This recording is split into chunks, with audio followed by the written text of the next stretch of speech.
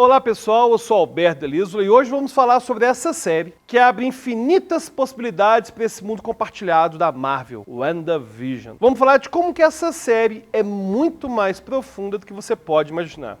E se você gosta de vídeos como esse, da análise filosófica de elementos da cultura pop, já se inscreve no nosso canal, já acompanha nossos vídeos. Ativa o sininho agora, porque toda semana a gente tem 3 vídeos aqui, sendo 2 de neurociência e 1 de filosofia nerd. Se você ainda não assistiu a série WandaVision, já fica o aviso que vem spoiler por aí, tanto do WandaVision quanto dos filmes dos Vingadores. WandaVision começou com episódios leves e descontraídos, fazendo sempre referência a séries do passado em diversas décadas, como I Love Lucy e Feiticeira. Wanda e Visão estavam casados e felizes, mas algumas informações desde o começo parecem meio desencontradas. E nos próximos episódios, essas inconsistências foram só aumentando. O mundo que era preto e branco ganhou cores. Wanda ficou grávida e teve filhos que logo cresceram numa velocidade assombrosa. Visão começou a ter mais consciência de sua própria existência e descobrimos que Wanda estava, na verdade, criando sua própria realidade dentro do que foi chamado de X, por se tratar de uma barreira hexagonal. A própria Wanda, aliás, parece admitir cada vez mais abertamente que é ela quem está criando aquela realidade paralela, mas também começa a perceber que não tem controle sobre todos, inclusive sobre seu irmão Pietro, que apareceu no final do episódio 5, deixando todos os fãs malucos. A razão do alvoroço, claro, foi por conta de Pietro parecer com o Pietro do universo X-Men, o que indica, pelo menos em algum nível, o começo da relação entre esses dois universos. Entre o entretenimento e os inúmeros easter eggs da série, acabamos muitas vezes negligenciando uma das partes mais importantes e profundas, seu significado filosófico.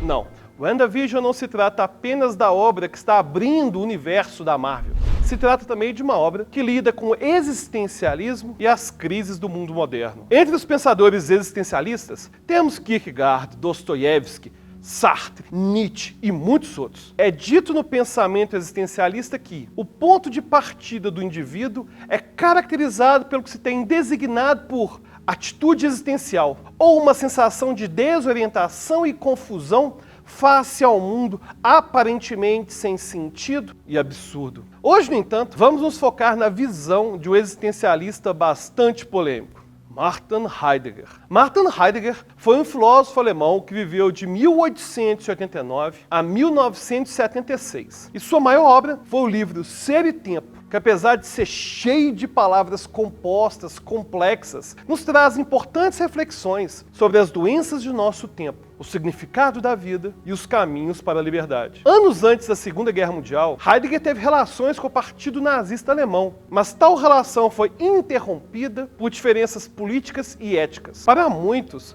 Heidegger não concordava com o antissemitismo e ele teria cortado relações com o partido ao perceber seu erro. Mas para além das polêmicas, para Heidegger, a sociedade carrega doenças em sua alma, que estão presentes em 3 grandes problemas. Primeiro, nos esquecemos de que estamos vivos. Para Heidegger, estamos constantemente em um estado entorpecido, onde não nos damos conta das questões mais importantes da vida. Onde estamos? Por que existimos? Como devemos existir? Para falar desse tema, ele cunha a palavra Dasein, que foi traduzida para o português como ser aí. Na sua filosofia, Heidegger traz uma diferença, portanto, entre ente e ser.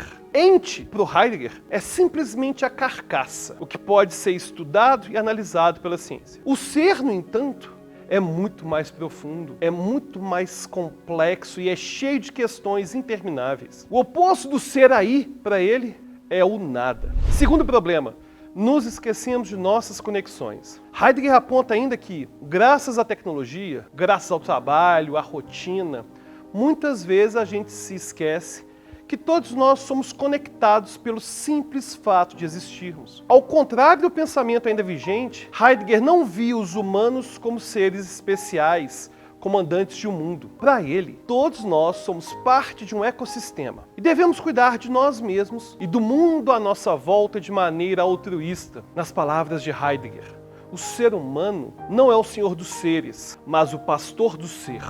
Nossas ações e pensamentos automáticos, ou essa vida no nada, nos leva a usar outras pessoas e coisas como meras ferramentas. Terceiro problema, nos esquecemos de ser livres. Para Heidegger, a vida é uma imensidão de possibilidades. Podemos evoluir e chegar longe ao encararmos a vida de maneira ampla, mas, apesar disso, ela é limitada por dois fenômenos inevitáveis: a morte e o tempo. Para ele, encarar a possibilidade da morte é a melhor maneira de fugirmos das nossas distrações vazias. Encarar a possibilidade do fim é o que nos motiva a buscar algo significativo nas nossas vidas. Na sua opinião, uma das prisões na qual vivemos é a ilusão de onipotência. Queremos saber de tudo, falar de tudo, mesmo sem realmente saber.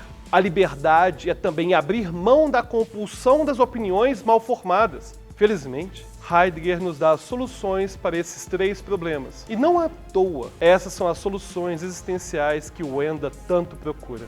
Os elementos existencialistas estão no cerne da trama de WandaVision. Aliás, se notarmos o nome do mais prestigiado livro de Heidegger, novamente vamos ver justamente as ideias básicas da trama: ser e o tempo.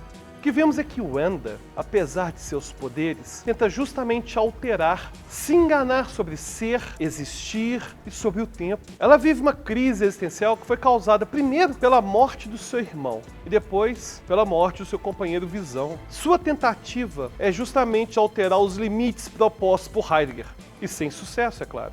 O primeiro problema que falamos está relacionado ao esquecimento da própria vida. Bom, é claro que Wanda se aliena de sua realidade, mas para esse problema, Heidegger daria a seguinte solução: sobriedade. A sobriedade para ele é alcançada através da lucidez, da autorreflexão e da autocrítica. Wanda, lá no início da série, está longe de se comprometer com essas questões, mas outras personagens a empurram para isso. Sua própria consciência, aliás, faz isso, ao fazê-la visualizar os corpos de Visão e de Pietro. Heidegger diria que Wanda vê todos os seus vizinhos apenas como entes e não como seres. Mais uma vez, a diferença está em questões existenciais que não podem ser tocadas nem podem ser controladas pela ciência. A ciência pode compreender, por exemplo, como que o organismo funciona, mas não é capaz de falar sobre o sonho particular de cada indivíduo.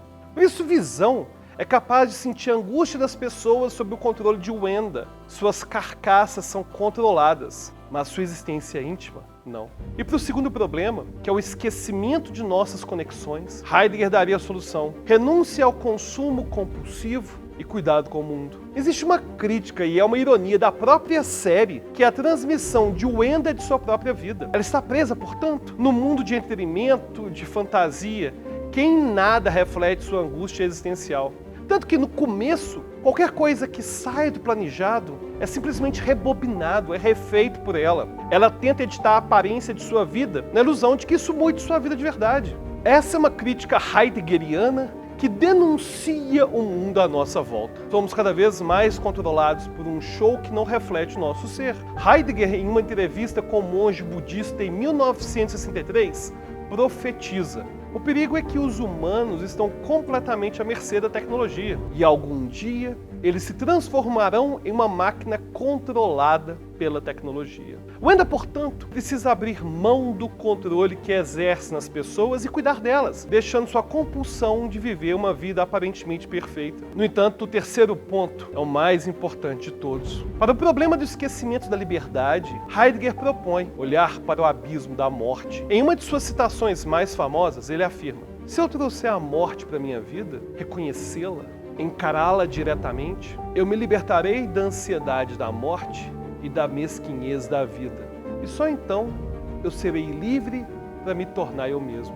E é justamente o luto de Wanda que a força a construir uma realidade de fuga, com papinho furado e coisas caracterizadas pelo nada. Encarar a morte, portanto, não é só necessário, é também libertador. Com a liberdade, percebemos que outras pessoas não podem nos salvar do nada, do vazio existencial. Só com isso, paramos de levar uma vida feita para agradar os outros. O WandaVision trata, portanto, de problemas existenciais de todo ser humano. Trata de vida e de morte, de altruísmo e egoísmo, de prisões e liberdades. A saga da nossa heroína é a saga existencial de todos que vivem num mundo caótico, inexplicável, mas repleto de oportunidades, cura, amor e novas chances. E aí, o que você achou dessa análise? Tá valendo a pena pagar pelaquela porcaria lá do Disney Plus só pra assistir, fala a verdade. Você já conhecia essas questões existenciais e filosóficas da série? Acha que tem algum outro aspecto filosófico que poderia ser abordado aqui no canal? Já deixa aqui sua opinião nos comentários. E é claro, se ainda não se inscreveu,